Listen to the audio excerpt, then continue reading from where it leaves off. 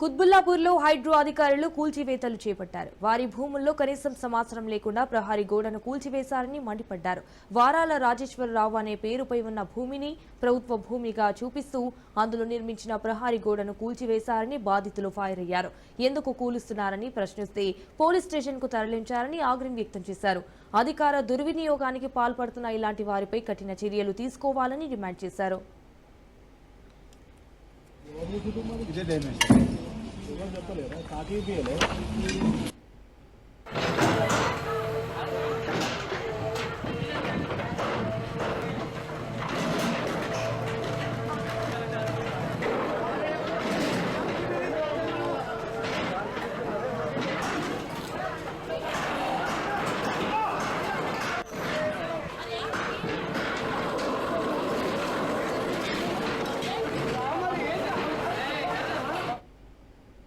Notice ఇవ్వకుండా మన హైదరాబాద్ లో ఏదైతే మన సరిహద్దులలో కాంపౌండ్ కట్టుకున్నామో ఆ కాంపౌండ్ కూలగొట్టారు. మేము ఈ కాంపౌండ్ 2009లో నిర్మించుకోవడం జరిగింది. మా పాలలో మేము అందరం కలిసి ఎవరు అద్దుబందుల వాళ్ళు పంచుకొని ఉన్నాము. ఉంటే వీళ్ళు ఎప్పుడు 2010లో మార్టిగేజ్ ఏదో పెట్టుకుని ఏదో చేసుకున్నారని చెప్పేసి వీళ్ళు హైదరాబాద్ ఇవాళ పొద్దున వచ్చారు. దీనికి ఆ ల్యాండ్ కి ఎటువంటి సంబంధం లేదు.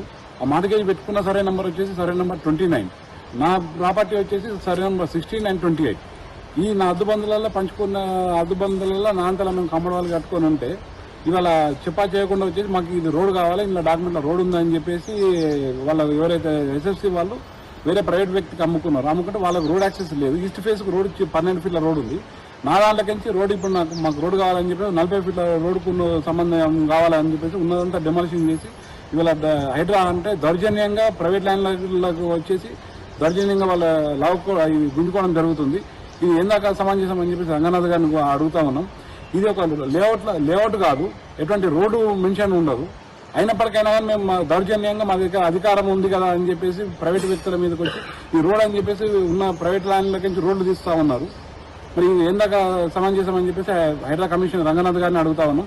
దీని మీద మేము కోర్టుకి అప్రోచ్ అవుతా ఉన్నాం. ఎటువంటి నోటీసులు ఇవ్వలేదు మున్సిపల్ కానీ వీళ్ళు రంగనాథ్ గారిని ఎటువంటి హైడ్రా నుంచి ఎటువంటి నోటీసులు ఇవ్వడం ఇవాళ పొద్దున ఎట్లా అంటే పొద్దున దొంగలకి వచ్చారు. మమ్మల్ని మేము మీడికి వస్తే పోలీసు వాళ్ళతో లిఫ్ట్ చేయించారు, పోలీస్ స్టేషన్ పంపించారు. మేము వచ్చే వరకల్లా ఉన్నదంతా డెమాలిషన్ చేసి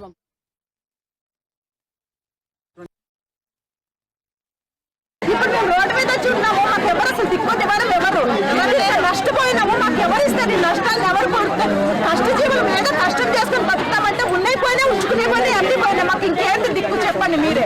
ఒక నోటీస్ కూడా రాలేదు కూలగొడుతున్నామని. వస్తువులు